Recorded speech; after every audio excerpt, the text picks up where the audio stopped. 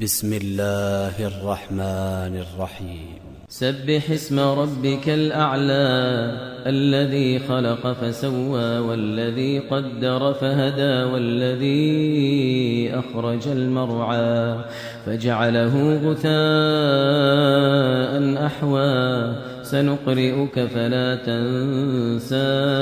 إلا ما شاء الله إنه يعلم الجهر وما يخفى ونيسرك لليسرى فذكر إن نفعت الذكرى سيذكر من يخشى ويتجنبها الأشقى الذي يصلى النار الكبرى ثم لا يموت فيها ولا يحيا قد أفلح من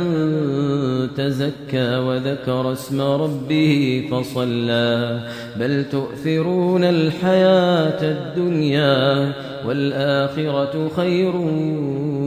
وأبقى إن هذا لفي الصحف الأولى صحف إبراهيم وموسى.